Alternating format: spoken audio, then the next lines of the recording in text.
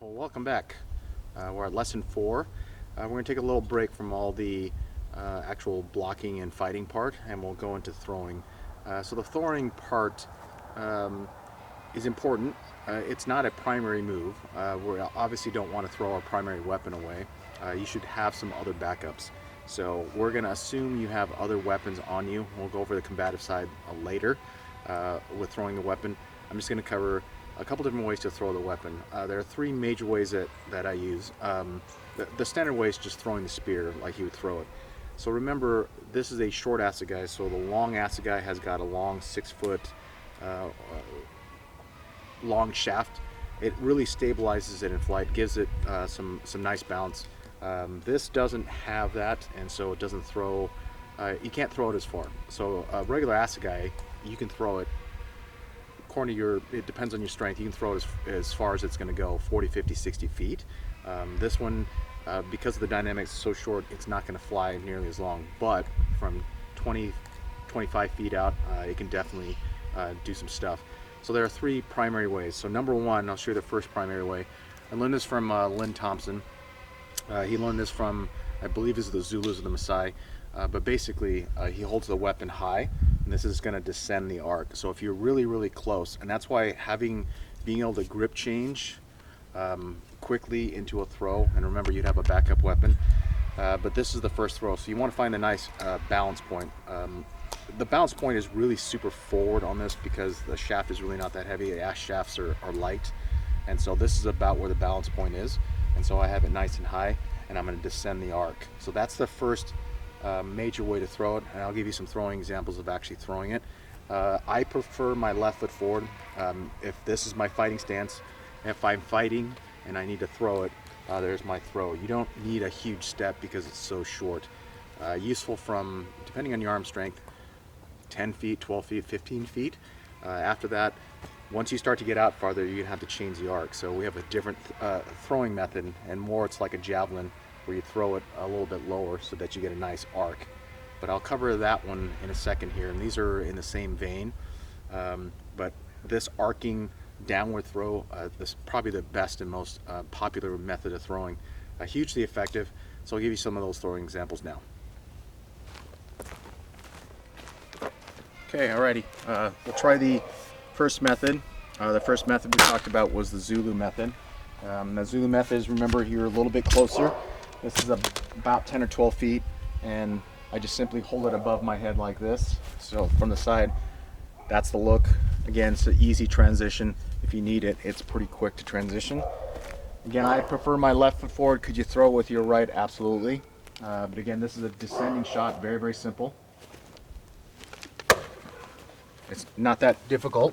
It takes a little bit of practice.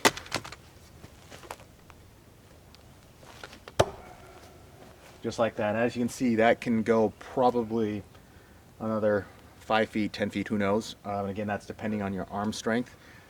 This is about typically where I throw from, probably another 5 feet back is as far as I'll go. And once I go farther back, I'm definitely going to change it to that arcing throw. That would be the next example. Okay, so we have the Zulu method of throwing. Now you're farther back, let's say 20, 25 feet, 30 feet, it depends. My range is about 25 feet. Now you're going to change just the way you hold it so that you can actually arc it, so that you have an upward trajectory. So just like a bullet, it's going to go up and then back down again. Very, very similar to the other grip. Preferably when you grip it, I don't like a 5-finger grip like you're going to see here. One of the ways you can hold it, if you're going to see on this side, is you hold it in kind of the channel of your hand, so you have a nice grip like that. And so it's more like in the channel of your hand versus trying to grip it like a 5-finger grip. So you turn it slightly, so it really comes out the bottom. If you look at it from the front, that's the way it would look like. If you throw it right, the weapon actually spirals very, very well this way. So now the second method, I just hold it in an arc. Typically I hold it by my ear. Again, I'm not going to hold it here. I'm going to hold it right about here. And I'm going to elevate and change this elevation. And again, your mind is pretty awesome. Once you kind of throw enough, your mind will automatically calculate how to orientate this depending on your distance. So it'll auto-calculate for you. So you don't have to worry so much about that too much. So this is the arc here. Again, I put my left foot forward when I throw. Typically, I'll start with my right, and if I need more power because it's a longer throw, I'm going to step my left foot forward. Sometimes you can take 2 steps, but rarely will that be necessary. You can take a single step. So this is the single step. Point your finger and let that fly, and that grip really enhances this method of throwing. Elbow high.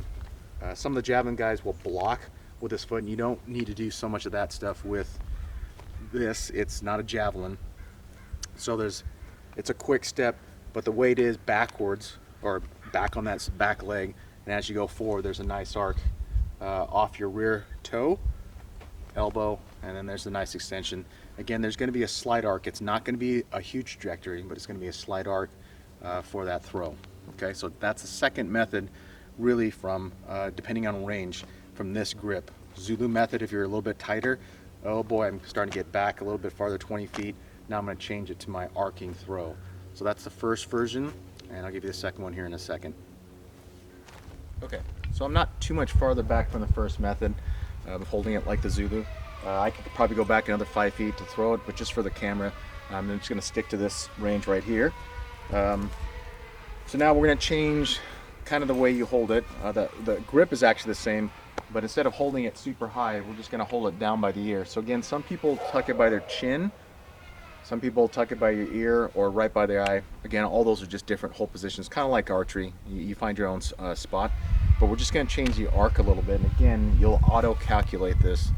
Once you throw a couple times, your mind will figure it out, and you'll get your range. So now we just change the arc. So if you watch it,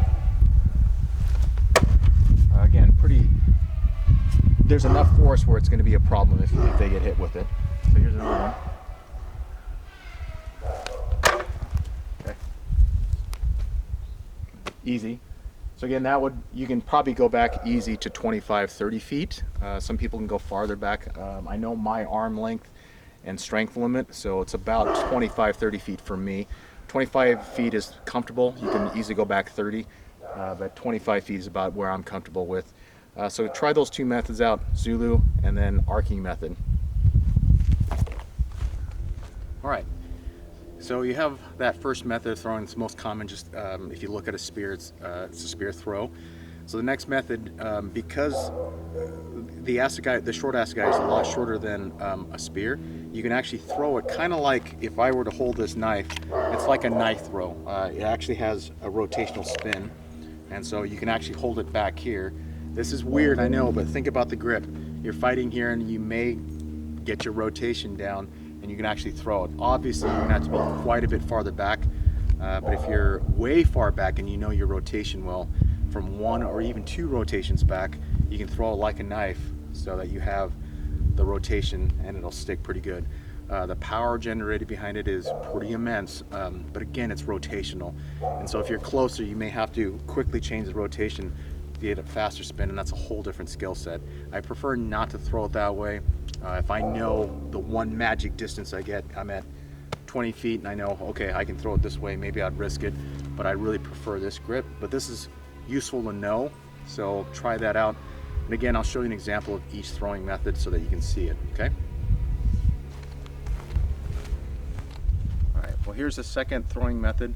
The first ones, remember, were the Zulu and just the arc spin or the arc throw. This one is actually like a knife, so we're actually going to cause it to spin end over end. So like a knife throw. Again, not my favorite way of throwing, but it's a method. It might be useful, you never know. So here we go. Let's give it a try.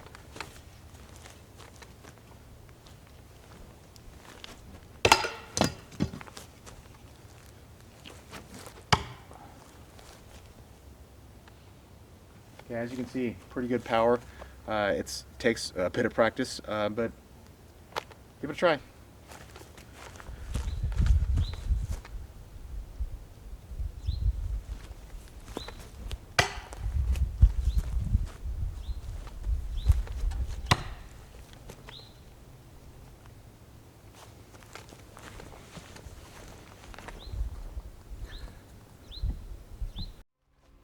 Okay, So here's the third and final one.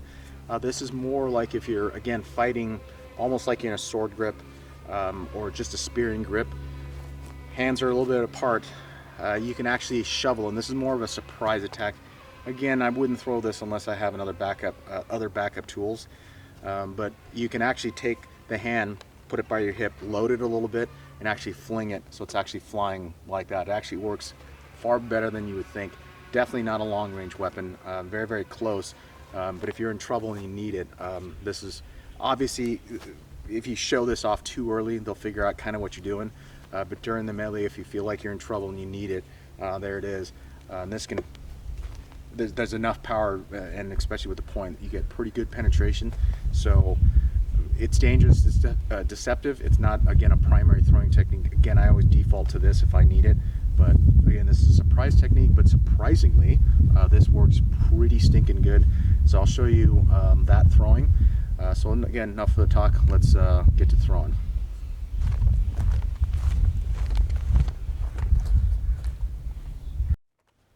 Okay, so here's the third and final method. This one was kind of throwing it like this, so almost like you're throwing it like an atlatl.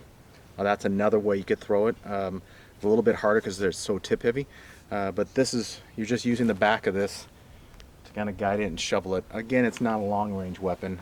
Technically you could flip it so it could actually fly like that, but that's more of a trick shot. I don't know about its combative usefulness, but as you can see in this demonstration here in a second, you can go off a strike and then quickly transition into this. So kind of watch the first series. Strike and then right back. And now you can come in and finish.